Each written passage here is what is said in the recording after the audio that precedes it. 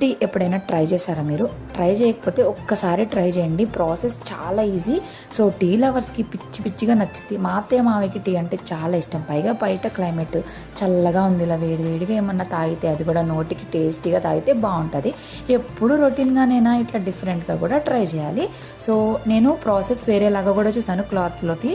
అదేంటంటే డికాషన్ అంత మంచిగా అనిపించలేదు. నేను వేరే వీడియో చూసి ఈ ప్రాసెస్ అయితే స్టార్ట్ చేశాను.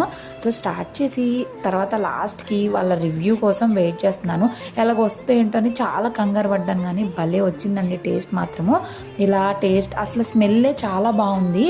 అండ్ ఎప్పుడైనా హెడ్ఏక్గా ఉన్నా, కొంచెం నోటికి బాగా తాగాలి అనిపించినా ఖచ్చితంగా ట్రై చేయొచ్చు. మొత్తానికి టేస్ట్ చూసినాక నాకేమనిపించిందంటే, మేము ఎప్పుడైనా ఆగినప్పుడు పెద్ద పెద్ద హోటల్స్లో టీ అయితే ఇలాగే టేస్ట్ వస్తుంది. సో ఇదే డమ్ టీనా, అప్పుడు మాకు తెలియలేదే అనుకున్నాం. ఇంకా మా అత్తయ్యకి మామయ్యకి అందరికీ కూడా టేస్ట్ బాగా నచ్చింది. నేను కూడా కొంచెం తాగుతున్నా, కాతే వేడిగా తాగలేనండి, నాలుగు అస్సలు